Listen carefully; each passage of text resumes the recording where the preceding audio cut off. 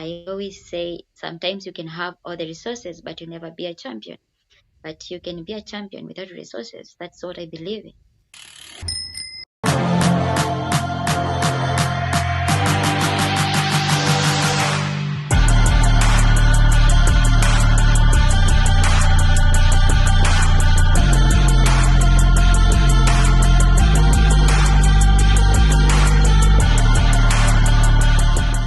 Sever your legs media. You know what to do. Hit the like button, subscribe to the channel. Thanks. We got lots of stuff coming up. Hello, what's up? How you doing? My name is Ines Luby. We're back again, and I am blessed to have the young lady by the name of Salome, and she's going to pronounce her whole name for you, and we're gonna jump right into the conversation. But before I say anything else, if you could just do me the favor, hit the like button, subscribe to the channel, turn on your notifications, and share this with all of your cycling friends, because we're about to make cycling in just Africa on a whole one of the greatest places to view cycling. So that's the goal, because there's so much talent there. So now, enough of me rambling. I'm going to let her introduce herself. Hello, everyone. My name is Salome Kanini from Kenya. I'm a cyclist. I do both road and mountain bike races. Okay, so that leads me to two questions. Which one is your favorite, road or mountain bike? My favorite is road, but I find myself better in off-road. Your technical skills are really good. You like the corners and the turns and the bumps and stuff? Yeah. Yes. It's a lot of fun. I agree. So, secondly, how old are you? I am 36 years old. I'm not young. You're 36 years old. You're still, yes, you are. Mm-hmm. You're very young. You don't look 36. Yeah, That's I am. So, and the other thing, how long have you been actually riding and racing? I can say professionally, trying to be on races. Mm-hmm. I've been racing for the last 4 years. Mm-hmm. But I've been cycling since 2015, but I always knew how to ride since I was 15 years old. Okay, that's pretty amazing. That's pretty awesome. So it's 15, 25. So that's over 20 years on the bike. Yeah, that's pretty that's pretty cool. So what was it like when you first started cycling? Because I spoke to someone else and they were telling me how in certain countries in Africa, the women and the older women are not very receptive of young girls on bikes. So what was it like when you first got on the bike?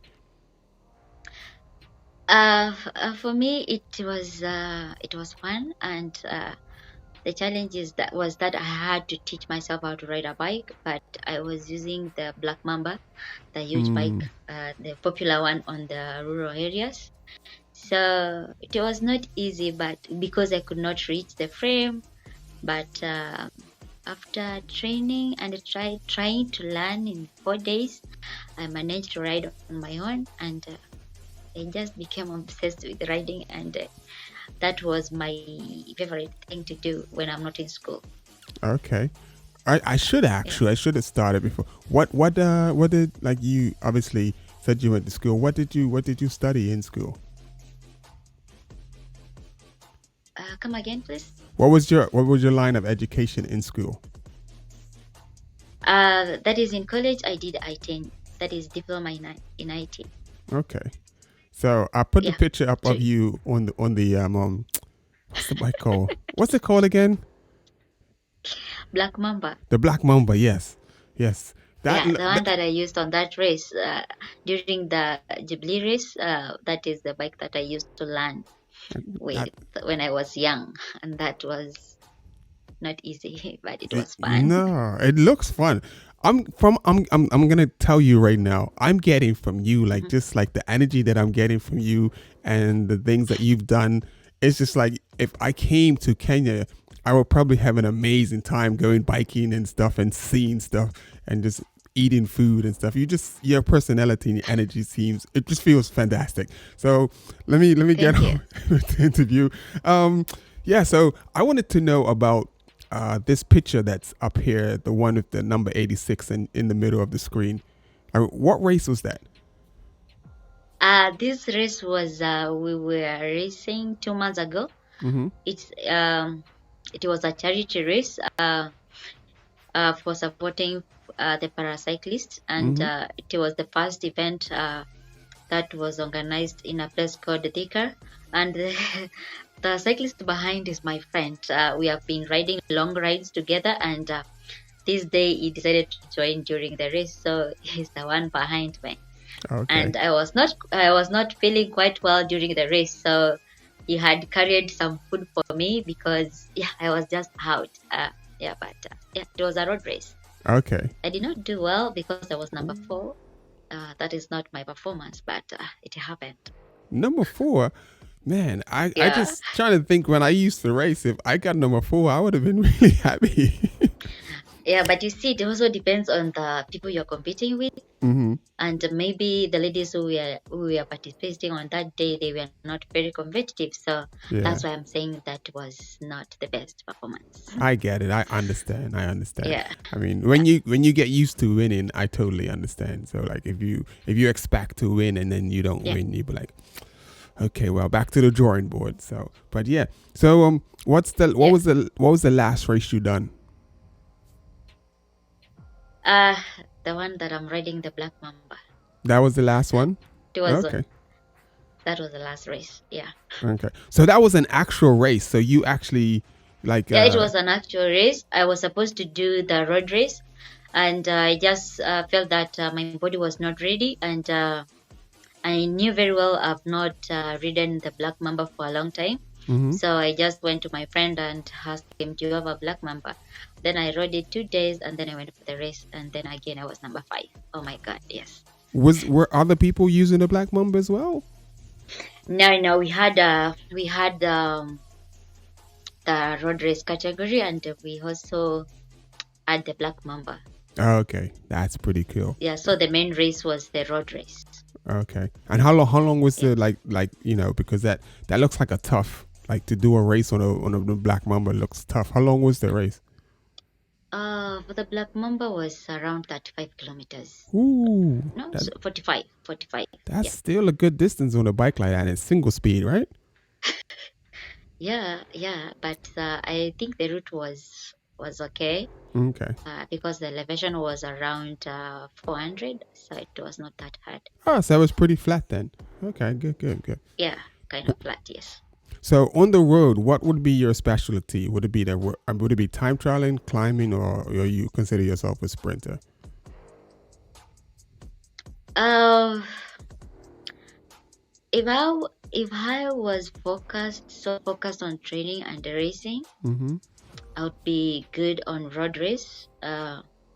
Because I know my proper weight should be around 51, so it's good to climb, given that I'm just 149 centimeters. Mm-hmm. So yeah, so I think I'll do well on the road race, and I also find that I can do well on sprint races.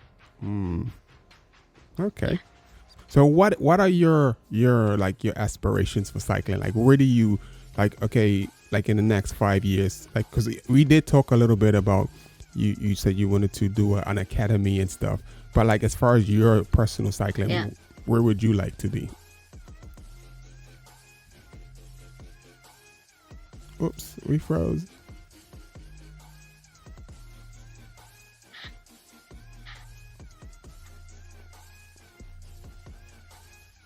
Uh, uh, uh,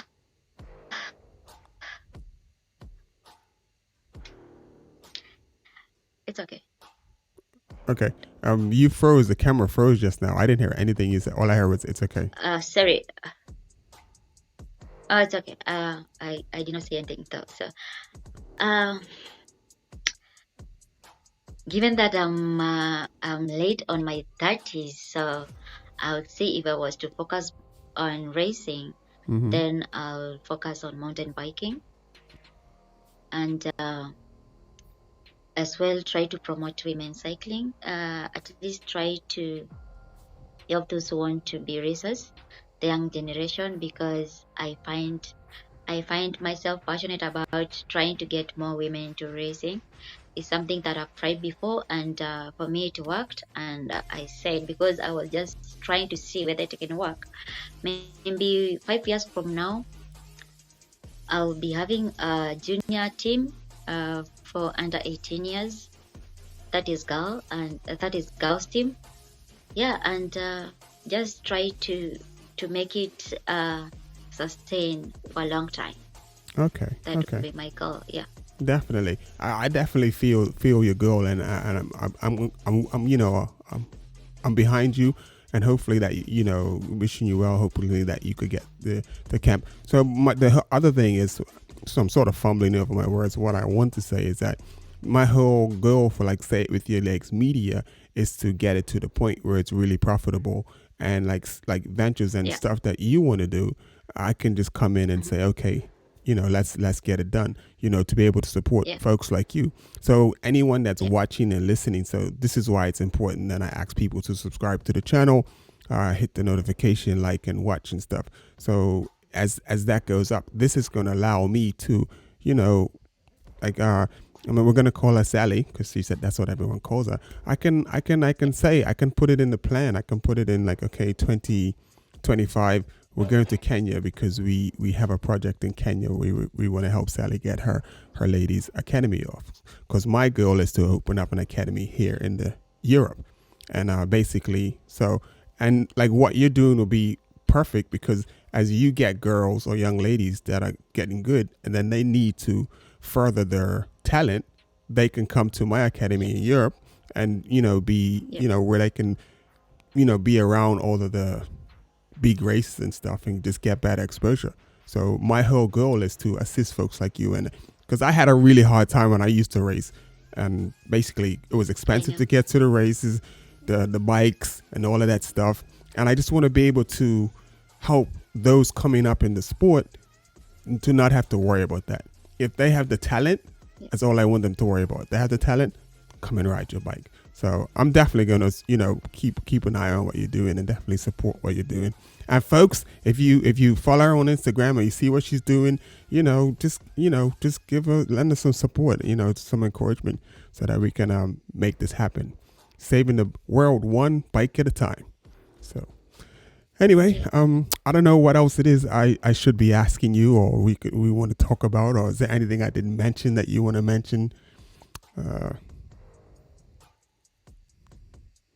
I guess that's all, and it was good connecting with you, and I believe that I'm going to make friends from your network, and I believe some of the ladies who are racing out there in Europe and in US who are pros, I just want to salute you, and I believe we can always grow from somewhere, and 10 years from now, maybe, you never know, we may have a team from Kenya that is women's team, which is a continental or intercontinental team, or getting women into world teams. That would be a good thing, because people really need the support in terms of the resources, which is quite challenging, and every pro understands.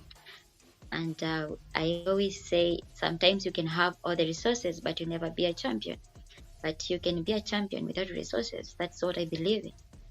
So I just want to say thank you very much to everyone watching. You're welcome. I forgot one thing. One person. I have to thank Denise, because she was the one who... Denise, she got me, like she said, you need to talk to this young lady.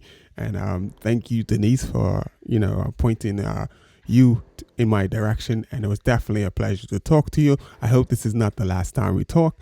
And I'm going to just wish you well with everything that you're doing and stuff.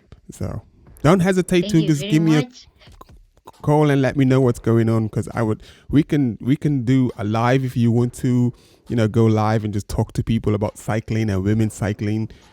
This is a massive platform. Like if you wanted to, we could just talk to a lot of people. So okay. Thank you very much. Thank you very much to you and your friends, and Denise as well. Okay, so people, this has been Say It With Your Legs Media. I definitely appreciate you for locking and tuning in. This is not going to be the last time you hear from Sally, I'm pretty sure. Remember to hit the like button, turn on your notifications, subscribe to the channel. And yeah, folks, I will see you later. And thanks for tuning in. See you, Sally. Thank you. Thank you. Bye-bye. Bye-bye.